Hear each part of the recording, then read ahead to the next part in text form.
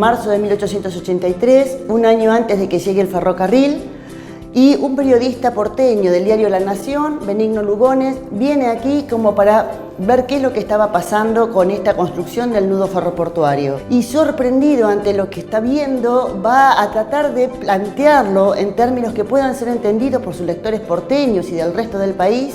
Y a partir de allí entonces va a imaginar una serie de metáforas que no son inocentes y hay que tratar de ver a qué estaban respondiendo. Muy influenciado por esa ideología del progreso que llegó a ser un mito.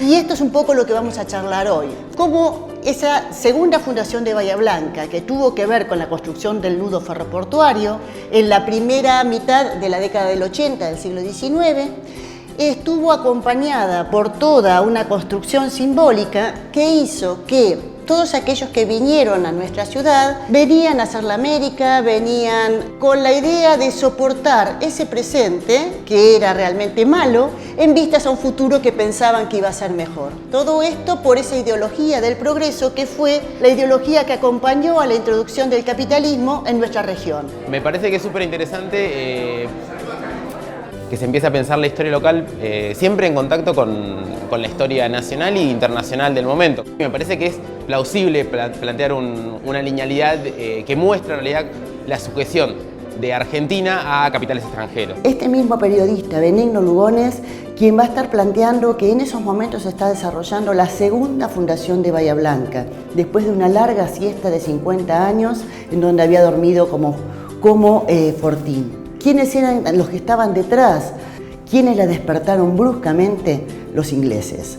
Remarcó muchos aspectos que tienen que ver con esto de cuáles son las ideas que están detrás de la segunda fundación esta de Bahía Blanca y que atraviesan la historia de la ciudad y que se pueden percibir hasta hoy en día. A ellos no les hubiera resultado mucho más económico generar este desarrollo ferroviario a través en el hemisferio norte, a través de México, por ejemplo. Evidentemente vieron como más factible esta zona. En aquellos momentos el canal de Panamá estaba viéndose como casi imposible de construir, con muchísimas dificultades, y el pasaje de Drake en el sur era sumamente peligroso.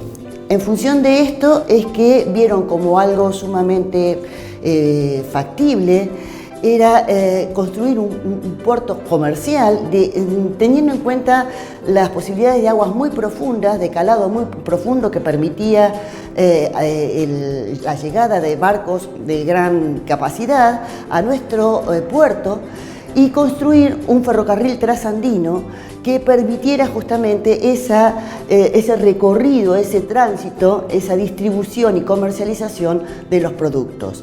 ¿Por qué estamos hablando de representaciones? ¿Qué entendemos por representaciones sociales? Aquellos esquemas intelectuales, nos va a decir Chartier desde la Escuela Cultural Francesa, que de alguna manera son en algunos grupos y responden a intereses, nunca son inocentes.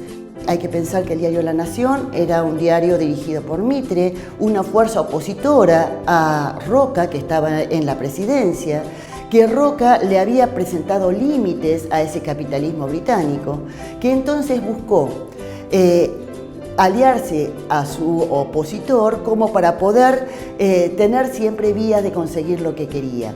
La pregunta es, bueno, ¿qué pasó con todo esto? ¿Cómo esas representaciones estuvieron acompañando ese desarrollo y favorecieron que la gente creyera en esa posibilidad de crecimiento, que en realidad fue para una minoría nada más, puesto que la mayoría tuvo enormes dificultades?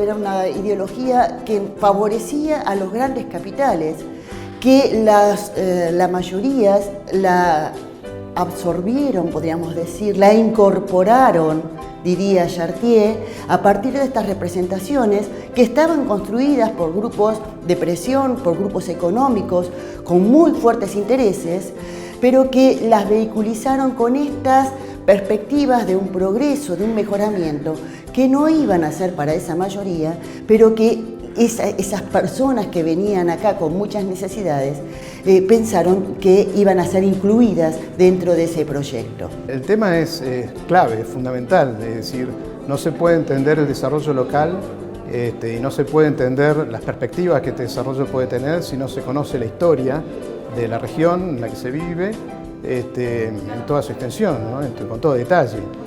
Y por supuesto que con las nuevas épocas que se vienen de apertura, por supuesto que es muy importante porque tiene mucho que ver con la actividad de los individuos, tiene que ver con la iniciativa privada. Y para que eso tenga fuerza, los habitantes tenemos que conocer nuestra historia y estar motivados en desarrollar nuestra región.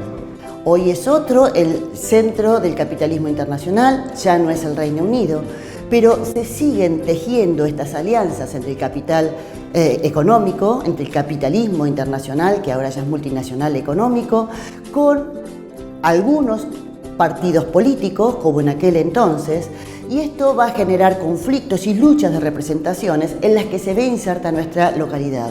Muy interesante como bahiense, pero además también desde el punto de vista histórico y económico de la región.